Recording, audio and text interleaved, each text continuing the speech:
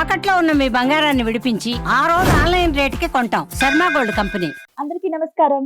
Welcome to Suman TV. నేను గీతాంజలి. ప్రేక్షకులందరికీ వైకుంఠ ఏకాదశి శుభాకాంక్షలు. ఎంత ఘనంగా జరుగుతాయో ఈ వేడుకలు వైష్ణవ ఆలయాలన్నింటిలోనూ. ప్రత్యేకంగా చెప్పాలి, ఈ భూమండలంలోనే అత్యధిక వైభవంగా కన్నుల పండుగగా జరిగేటువంటి పండుగ వైకుంఠ ఏకాదశి ఎక్కడో తెలుసా? శ్రీరంగంలో చాలా ఘనంగా చేస్తారండి. చూడాలే కానీ ఇంకా మన జన్మ ధన్యం అయిపోయినట్టే. ఇక మనకి సంబంధించి తెలుగు రాష్ట్రాల్లో అయితే చాలా దేవాలయాలు ఉంటాయి. ముఖ్యంగా తిరుపతిలో 10 రోజుల పాటు నిర్వహిస్తూ ఉంటారు. మనం చూసేటువంటి అన్ని వైష్ణవ ఆలయాల్లో చేస్తారు. అయితే ఇక్కడ ప్రత్యేకం ఏంటంటే వైకుంఠ ఏకాదశి రోజున ఉత్తర ద్వారం గుండా వెళ్ళి మనం స్వామివారిని దర్శించుకుంటాం. ఎందుకని? అలాగే ఆ రోజున మనం ఏమైనా నియమాలు పాటించాలా, ఏమన్నా పరిహారాలు చేసుకోవాలా, ఆ స్వామి అనుగ్రహం పొందాలంటే ఏం చేయాలి తెలుసుకుందాం. వివరించేందుకు ప్రస్తుతం మనతో పాటు ఉన్నారు ప్రముఖ జ్యోతిష్యులు బ్రహ్మశ్రీ నందిభట్ల శ్రీహరిశర్మ గురువు గారు. వారితో మాట్లాడదాం. గురువుగారు నమస్కారం అండి. వాగర్థావివ సంపృక్తౌ వాగర్థ ప్రతిపత్తయే జగతః పితరౌ వందే పార్వతీ పరమేశ్వరౌ. సదాశివ సమారంభాం శంకరాచార్య మధ్యమాం అస్మదాచార్య పర్యంతం వందే గురు పరంపరాం. ఆదిత్యాయ చ సోమాయ మంగళాయ బుధాయ చ గురు శుక్ర శనిభ్యశ్చ రాహవే కేతవే నమః. శృంగేరి జగద్గురు పీఠాధిపతులకి, కంచి పీఠాధిపతులకి నమస్కారములు తెలియజేసుకుంటూ కార్యక్రమాన్ని ప్రారంభిద్దాం. గురుగారు వైకుంఠ ఏకాదశి శుభాకాంక్షలు మీకు కూడా. మీకు నమ్మ వీక్షించేటువంటి మన సుమన్ టీవీ ప్రేక్షకులకు కూడా వైకుంఠ ఏకాదశి శుభాకాంక్షలు. అసలు ఎంత చక్కగా జరుగుతుందండి. వైకుంఠమే ఇంకా కిందకి వచ్చిందా అనే భావన కలుగుతుంది ఏ ఆలయం చూసినా కూడా. ఇందాక అన్నట్టుగా శ్రీరంగం అయితే ఇంకా 2 కళ్ళు సరిపోవండి చూడటానికి. అయితే ముందుగా విశిష్టత తెలుసుకోవాలనుకుంటున్నాం. ప్రతి నెల ఏకాదశులు వస్తూ ఉంటాయి, కానీ ఈ ఏకాదశి విశిష్టత ఏంటి? ఇంకొకటి, ముక్కోటి ఏకాదశి అన్న వైకుంఠ ఏకాదశి అన్న ఒకటే కదా గురుగారు? రెండు ఒకటేనమ్మా. ఒకటే, 2 పేర్లు కాకపోతే. ముందుగా విశిష్టత తెలియచేస్తారా?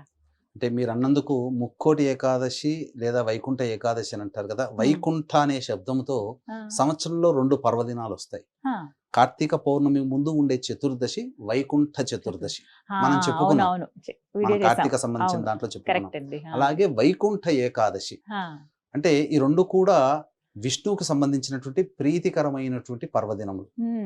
కాబట్టి ఈ వైకుంఠ ఏకాదశికి అసలు ఎందుకు ఈ విధంగా వచ్చింది అని అనుకుంటే అనేక గాథలు ఉన్నాయమ్మా. మానవుల్ని తరింపచేసేటువంటి ధనుర్మాసములో పౌర్ణమి ముందుగా వచ్చేటువంటి ఏకాదశి వైకుంఠ ఏకాదశిగా చెప్పబడింది. మనకందరికీ తెలుసు, ఈ యొక్క అల్వారులలో ఒకడైనటువంటి విష్ణు చిత్తుడు, అతని కూతురు తులసివనంలో జన్మించింది గోదాదేవి. చిన్నప్పటి నుంచి భక్తి ప్రపత్తులతో ఉండి నేను విష్ణువు తప్ప ఎవరిని చేసుకోనంటే ఆ యొక్క విష్ణు చిత్తుడి కళలోకి విష్ణు భగవానుల వారు వచ్చి, నీ కుమార్తె నేను పలానా వివాహం ఆడదలుచుకున్నాను, పలానా రోజుకు రండి అని చెప్పగానే ఆ విధంగా శ్రీరంగనాథుడి దేవాలయానికి చేరుకుంటారు. ఆ శ్రీరంగనాథుడి దేవాలయంలోనే ఈ యొక్క ధనుర్మాస వైభోగం అంతా జరిగిన తర్వాత ఆ గోదాదేవి స్వామివారు కళ్యాణం అందరూ తిలకించిన తర్వాత గర్భగుడిలోకి వెళ్ళగానే అమ్మాయి అనగా గోదాదేవి ఆయనలో ఐక్యమైపోతుంది. కాబట్టి మనకు ఉన్నటువంటి అనేక వైష్ణవ క్షేత్రాలలో శ్రీరంగంలో జరిపేటువంటి విధానము చాలా ప్రాశస్తమైనది.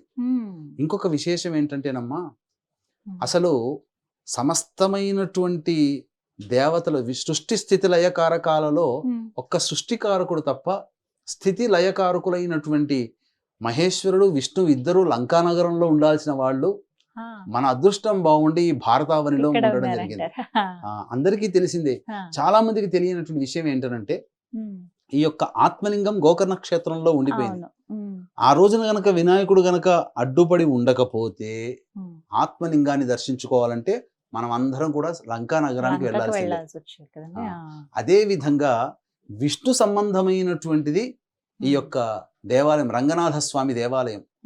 ఈ రంగనాథ స్వామి దేవాలయం గనక మళ్ళీ వినాయకుడే గనక కాపాడి ఉండకపోతే ఈ రంగనాథ స్వామి దేవాలయం కూడా లంకానగరంలో స్థాపితమయ్యే అవకాశం ఉండేది. ఇది చాలా మందికి తెలియదమ్మా.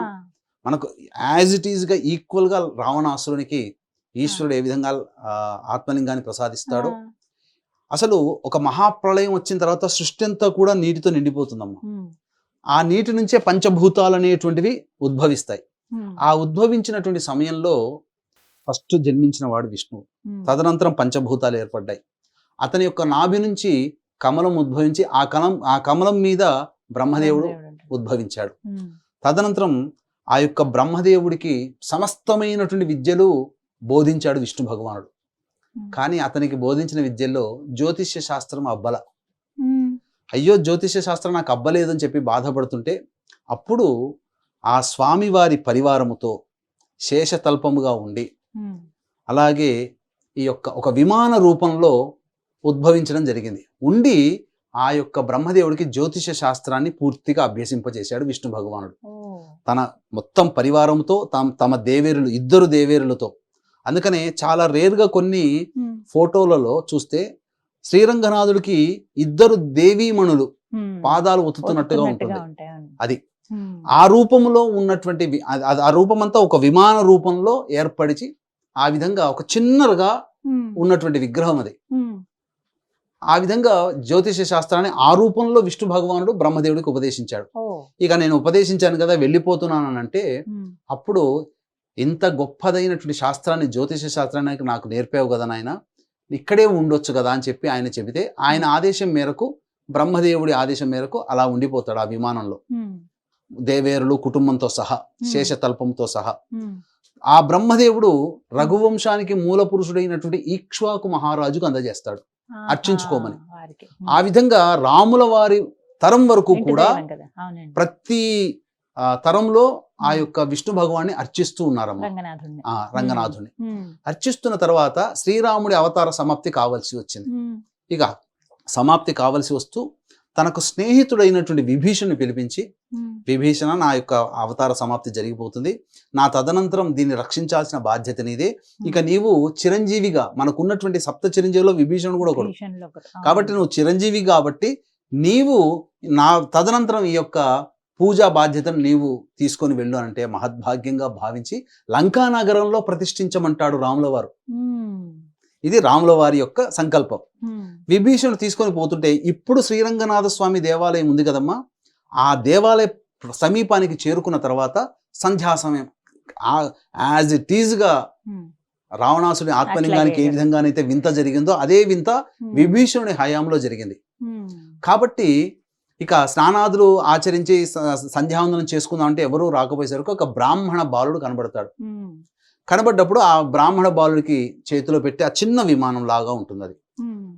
అంటే విమానం అంటే మనం ఇప్పుడు ఊహించుకునే విమానం అని కాదు, ఆ మొత్తం అంతా కూడా పరివారంతో ఉన్నటువంటి ప్రాంగణంతో సహా ఉన్నటువంటి దాన్ని మనం విమానం అనే పదంతో పిలుచుకుంటాం.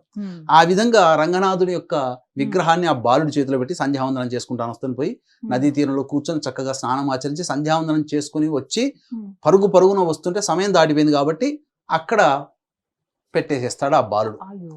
అంతటా ఎంత తీసినా రాదే, భూమికి అతుక్కపోయి ఉంటుంది. ఇక ఆ బాలుడు ఎక్కడ పోయాడని చెప్పి కోపగించుకొని బాలుడి దగ్గర పోతే ఒక దేవాలయంలో పోతాడు. అక్కడ ఆ దేవాలయంలో బాలుడి గట్టిగా కొడతాడు, ఈ చేయితో గట్టిగా అదుముతాడు. అదేసరికి ఇక్కడ నెత్తి మీద చిన్న సొట్ట ఉంటుంది. ఆ సొట్ట ఉంటుంది సేమ్ గోకర్ణంలో వినాయకుడికి ఏ విధంగానైతే రావణాసుడు కొడితే సొట్టబడిందో అదే విధానంగా అక్కడ సొట్టబడుతుంది. ఉచ్చై పిళ్ళయ్యార్ అనేటువంటి యొక్క నామంతో ఇప్పటికీ గణపతిని పూజిస్తున్నారు, గణపతిని పూజిస్తున్నారు. ఇప్పటికీ ఉంటుంది ఆ విగ్రహం. తర్వాత విభీషణుల వారు వచ్చేసేసి, స్వామి రామాజ్ఞ ప్రకారం నేను వెళ్తున్నాను, నేను ఇక్కడి నుంచి నా దగ్గరికి రావచ్చు కదా, లంకా నగరానికి వెళ్తున్నానంటే నేను ఇక్కడే ఉండదలుచుకున్నాను అని చెప్పి రంగనాథుల వారు చెప్పగానే ఆయన అభీష్టం మేరకు అక్కడే ప్రతిష్ఠితమవుతాడు. అది పెరిగి పెరిగి చాలా పెద్దగా అయిపోతుంది, చాలా పొడుగుంటుంది. 3 ద్వారాల గుండా ఆయన్ని దర్శించుకోవాలి. కాబట్టి ఇక విభీషణుడు మరి నిన్ను అర్చించుకోవాల్సిన బాధ్యత నాది కదా అంటే, ఇక్కడ మానవ కాలమాన ప్రకారం, దేవతల కాలమాన ప్రకారం ఏంటి, 6 నెలలు ఒక పగలు, 6 నెలలు ఒక రాత్రి. కాబట్టి వాళ్ళకి సంవత్సరం ఒక రోజు అవుతుంది. కాబట్టి దేవకాలమాన ప్రకారం విభీషణుడికి వరం ఇచ్చాడు, సంవత్సరంలో ఒక రోజు వచ్చి నన్ను అర్చించుకొని. ఆ విధంగా మనకేమో సంవత్సరం పాటు, కానీ దేవతలు కదా, వాళ్ళకి ఒక సంవత్సరానికి ఈజ్ ఈక్వల్ టు ఒక రోజు. కాబట్టి విభీషణుడు సంవత్సరానికి ఒకసారి చేసుకోవడం ద్వారా దేవతల్ని ప్రతిరోజు పూజించినటువంటి ఫలితం ఆయనకు దక్కింది. అందుకనే ఆ స్వామికి ఉత్తరాభిముఖంగా ఆ యొక్క విభీషణుడు యొక్క దేవాలయం ఇప్పటికీ ఉంది.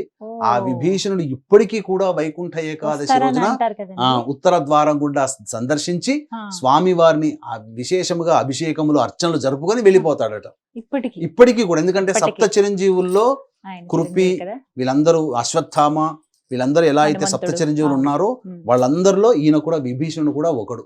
అది ఉమ్, రాముడిచ్చినటువంటి దివ్య వరం అమ్మ. ఉమ్, కాకపోతే విచిత్రం ఏంటంటే ఆ ఆ రావణ విభీషణ లంక నగరం చేసుకున్న పుణ్యమేమో రావణాసుడి చేతిలో ఆత్మలింగం వెళ్లాల్సింది ఆగిపోయింది. ఉమ్, ఉమ్, విభీషణుడి చేతుల్లో ఈ యొక్క శ్రీరంగనాథ స్వామి దేవాలయం వెళ్లాల్సింది ఆగిపోయింది. ఆగిపోయింది. ఆ. మన భారతావనిలో మన దగ్గరే జంబూ ద్వీపంలో చక్కగా అది ఇప్పటికీ కూడాను ఉమ్. చక్కగా పూజాది కార్యక్రమాలు సంతరించుకుంటున్నాయమ్మా. గురుగారు, అంటే అన్ని ఏకాదశుల్లా కాకుండా ఈ వైకుంఠ ఏకాదశికి ప్రత్యేకం ఉత్తర ద్వార దర్శనం.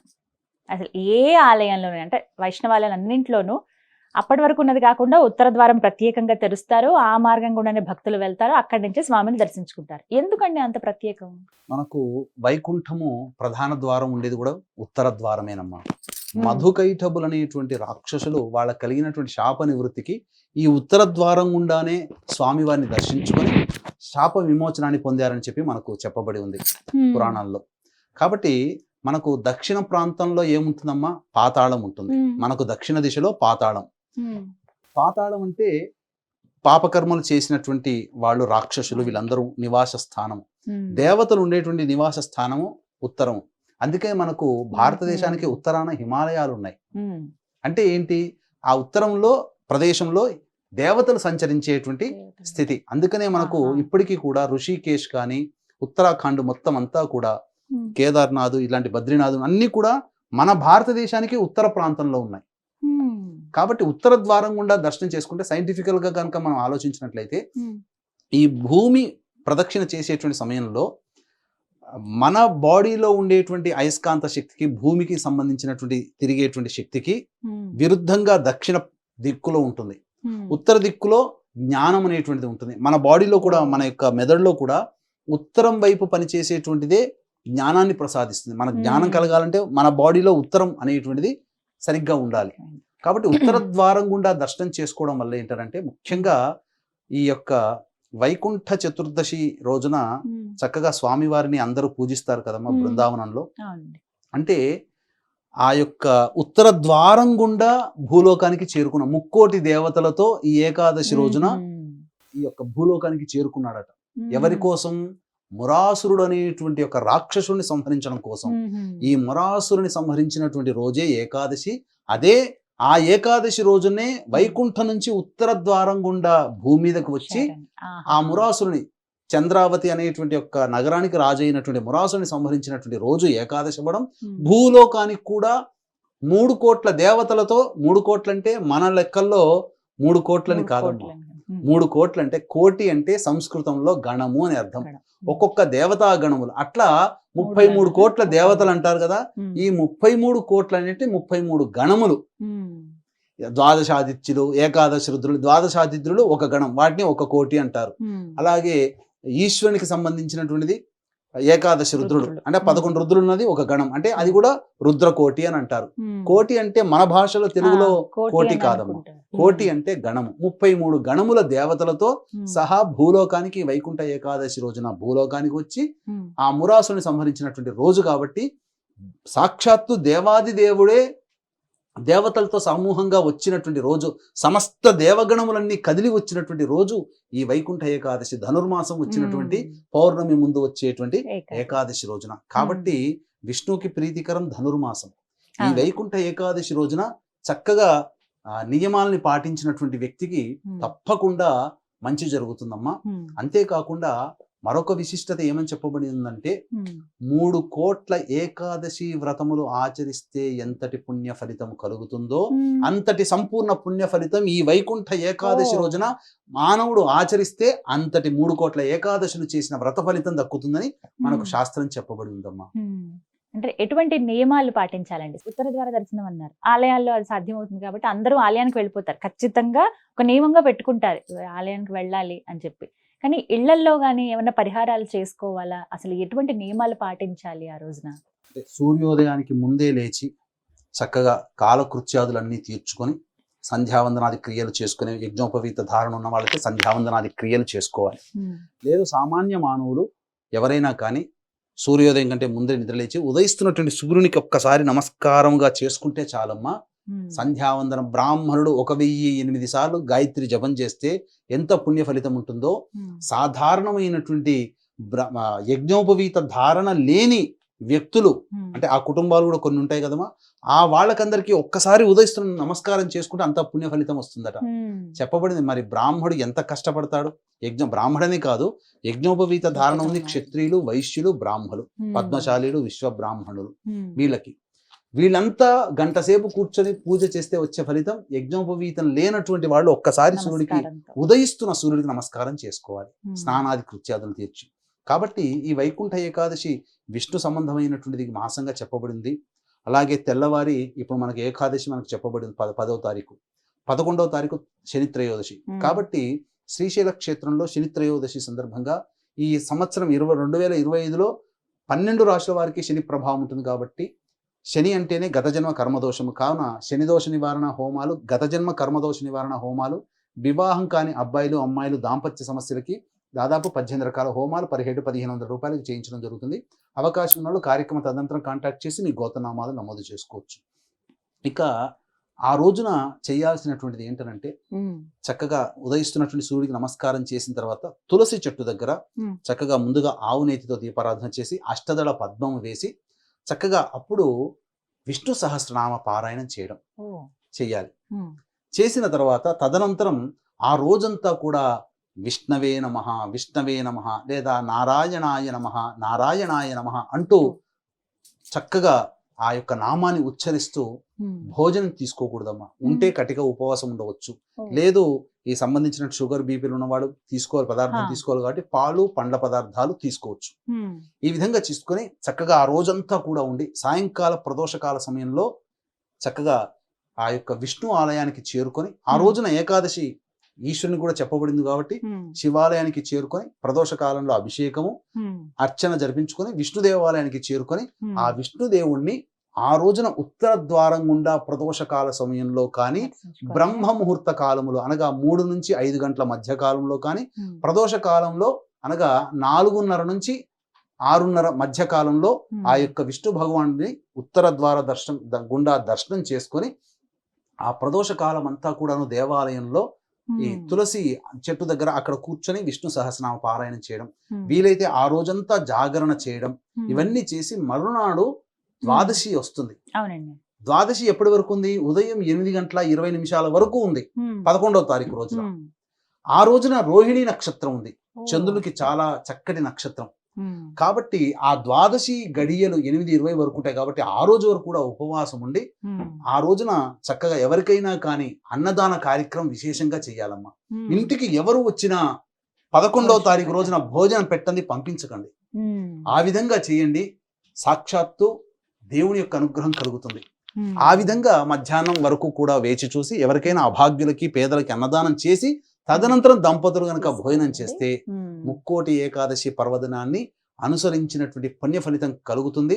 అంతేకాకుండా ఆ యొక్క 10వ తారీఖు రోజున, జనవరి 10వ తారీఖు రోజున మద్యపానము మాంసాహారము తీసుకోకూడదు, వెంట్రుకలు కత్తిరించుకోకూడదు, బ్రహ్మచర్య వ్రతాన్ని ఆచరించాలి, దాంపత్యం కూడదు, అసత్యం ఆడకూడదు, కోపములు తామస గుణానికి సంబంధించినటువంటి ఏమి కూడా కోపోద్రిక్తముతో జీవితాన్ని గడపకుండా సాత్వికమైనటువంటి ఆలోచనతో సాత్వికమైనటువంటి బుద్ధితో ఉన్నటువంటి మానవుడికి ఆ విష్ణు అనుగ్రహం చక్కగా కలుగుతుందని చెప్పడంలో ఏమాత్రం సందేహం లేదు. చాలా చక్కగా వివరించారు గురుగారు, ధన్యవాదాలండి. సర్వం శ్రీ ఉమామహేశ్వర పరబ్రహ్మార్పణమస్తు.